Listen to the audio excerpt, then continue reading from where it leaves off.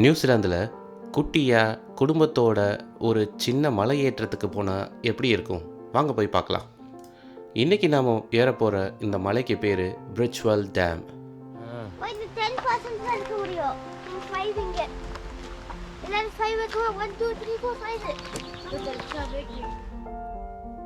இது யூஸ்வலாக நாங்கள் போகிற அளவுக்கான பெரிய மலையேற்றம் கிடையாது. இருந்தாலும் 3 வருஷத்துக்கு அப்புறம் இப்போ தான் திருப்பியும் நாங்கள் ட்ரை பண்ணுறோம். அதனால் சின்னதான ஒரு மலையை செலக்ட் பண்ணிட்டோம். ஹலோ.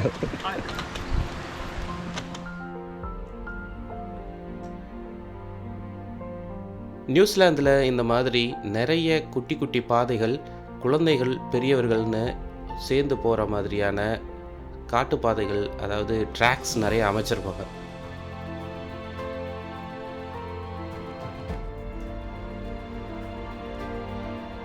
இது சம்மந்தமான டீட்டெயில்கள் எல்லாமே நியூசிலாந்து வெப்சைட்டில் ரொம்ப அழகாகவும் தெளிவாகவும் கொடுத்துருப்பாங்க. வெரி டீட்டெயில்டாக இருக்கும். வெப்சைட்டோட லிங்க்கு டிஸ்கிரிப்ஷனில் இருக்குது, பார்த்துக்கோங்க.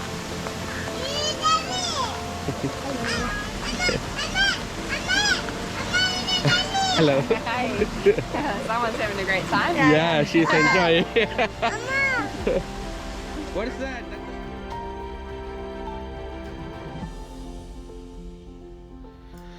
பொதுவாக இந்த மாதிரி வாக்கிங் ட்ரெக்கிங்லாம் போகிறதுக்கு முன்னாடி நியூசிலாந்து கவர்மெண்ட் உருவாக்கி வச்சுருக்க வெப்சைட்டில் நாம் செக் பண்ணி பார்த்தோன்னா அந்த இடத்துல குழந்தைங்களுக்கான ப்ராம் இல்லை வீல் சேரு, முதியோர்களை கூட்டு போகிறதுக்கான ஃபெசிலிட்டி இதெல்லாம் இருக்குதா அப்படிங்கிறது ரொம்ப தெளிவாக போட்டிருப்பாங்க.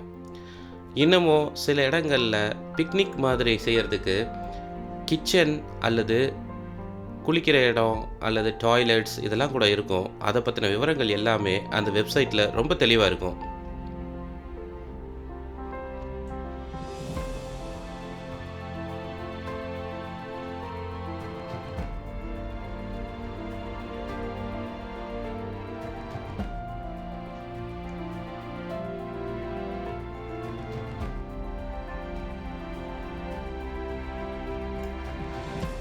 எங்களோட 3வது குழந்தை பிறந்ததுக்கப்புறம் இதுதான் எங்களோட ஃபஸ்ட்டு ட்ரிப்.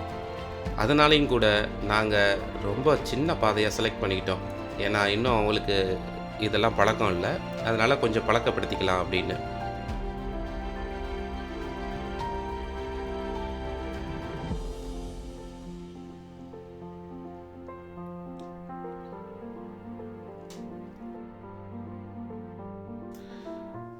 குழந்தைங்க போகிற பாதை அப்படிங்கிறதுனால ரொம்ப எளிமையாகவும் ஸ்ட்ரைட்டாகவும் ஏற்ற இறக்கம் இல்லாமையும் இருக்குது. நியூசிலாந்தில் செப்டம்பர்லேருந்து நவம்பர் வரைக்கும் ஸ்ப்ரிங் சீசன், டிசம்பர்லேருந்து பிப்ரவரி வரைக்கும் சம்மர் சீசன், மார்ச்லேருந்து மே வரைக்கும் ஆட்டம், அதாவது இலையுதிர் காலம், ஜூன்லேருந்து ஆகஸ்ட் வரைக்கும் வின்டர். பொதுவாக ஸ்ப்ரிங், சம்மர், ஆட்டம் இது 3 ரொம்ப நல்லாவே என்ஜாய் பண்ணலாம். அதில் குறிப்பாக சம்மர் ரொம்ப நல்லா சூப்பராக வெளியில் கேம்பிங் பண்ணி என்ஜாய் பண்ணலாம்.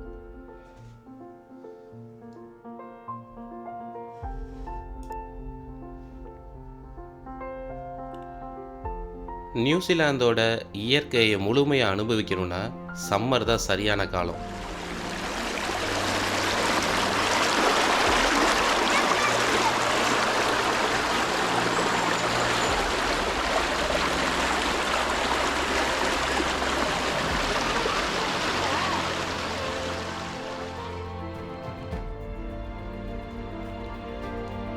சம்மர் முழுக்க எங்கே பார்த்தாலும் பச்சை பசேல்னு சூப்பராக இருக்கும்.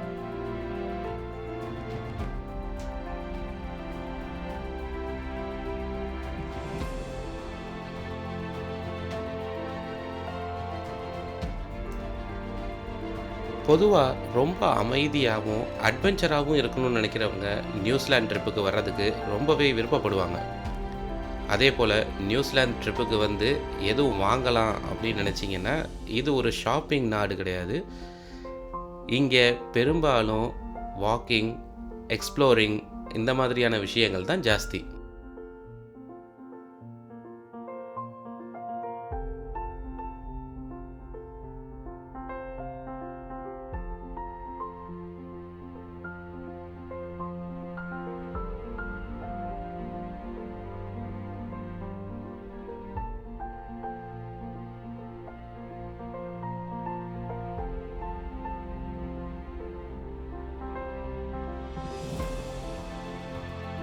இந்த டேமுக்கு பேர் தான் பிரிட்ஜ்வெல் டேம்.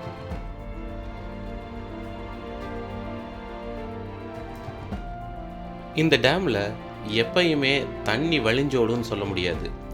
அதிக மழை பெய்யும் போதோ இல்லை குளிர்காலங்கள்லேயோ பனிப்பொழிவு இருக்கும்போதும் தான் இங்கே அதிகமாக தண்ணி வழிந்தோடும். வெயில் காலத்தில் வந்தால் இந்த தண்ணியை தொட்டு குளிக்கிற அளவுக்கான குளுமையில் தான் இருக்கும். இதே குளிர்காலத்தில் வந்தால் தண்ணியை தொட்டாலே பயங்கர ஜில்லுன்னு இருக்கும்.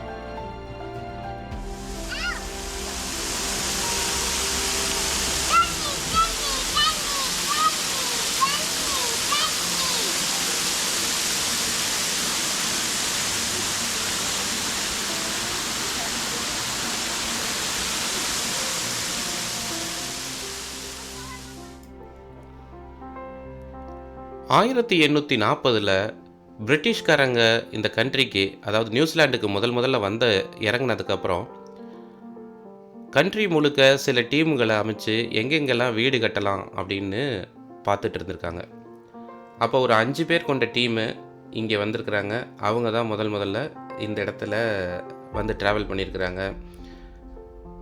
1860 கவர்மெண்ட் எந்த இடத்துல வீடெல்லாம் கட்டலாம், எங்கே ரிசர்வ் ஃபாரஸ்ட்டாக விடலாம், எங்கே வந்து டேம் கட்டலாம் அப்படிங்கிற ஒரு ப்ரொப்போசல் கொடுத்துருக்குறாங்க.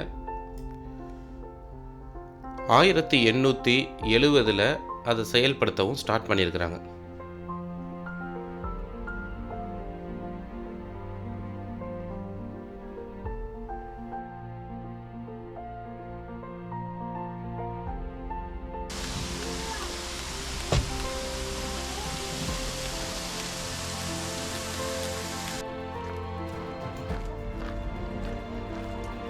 இங்கே கவர்மெண்ட் நடத்துகிற kindergarten or government subsidy கொடுக்குற கிண்டர் கார்டன்லேருந்து குழந்தைகளுக்கு எப்படி வந்து குப்பையெல்லாம் மேனேஜ் பண்ணணும் அப்படிங்கிற விஷயங்கள்லாம் ரொம்ப தெளிவாக சொல்லி கொடுத்துட்றாங்க.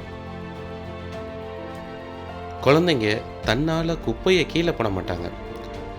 ஒரு பொருளை சாப்பிட்டு முடித்ததும் அந்த குப்பையை எடுத்து பேக்கில் போட்டு கரெக்டாக குப்பை தொட்டிக்கு கொண்டு போய் சேர்த்துருவாங்க.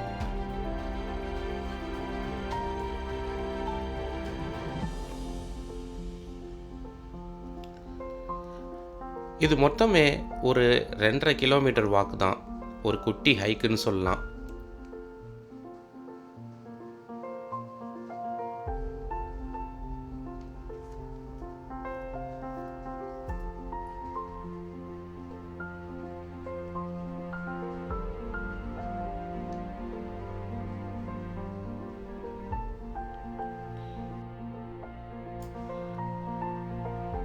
நியூசிலாந்துக்கு டூருக்குன்னு வரவங்க பெரும்பாலும் எந்த இடத்த போய் பார்க்கணுன்னாலும் ஒரு ஹைக்கிங், அப்படி இல்லைன்னா கொஞ்சம் தூரம் நடந்து அப்படி போக வேண்டிய சூழ்நிலை தான் இருக்கும் பெரும்பான்மையான இடங்களில். ரொம்ப ரொம்ப கம்மியான இடங்கள் தான் நேராக போனோன்னே நம்ம பார்க்க வேண்டிய இடத்துக்கு போக முடியும். உதாரணமாக மியூசியம், இந்த மாதிரியான இடங்கள்.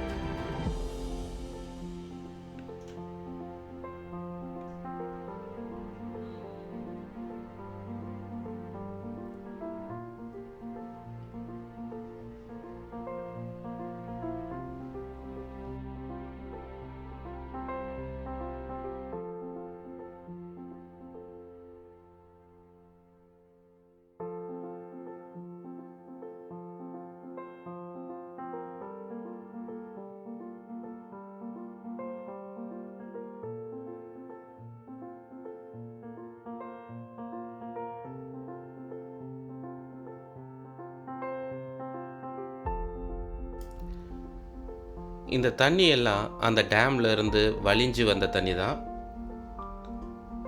அங்கங்கே சின்ன சின்ன பாறைகளில் மோதி அது ஒரு சின்ன குட்டி ஃபால்ஸ் மாதிரி இருக்கும்.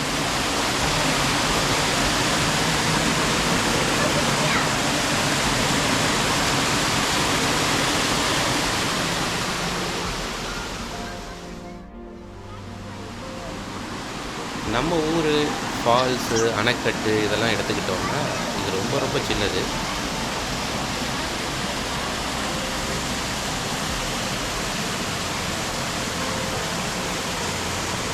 முன்னாடியே சொன்ன மாதிரி இது சின்ன ட்ரிப்பு தான். அடுத்து ஒரு பெரிய ட்ரிப்பில் சந்திக்கிறோம்.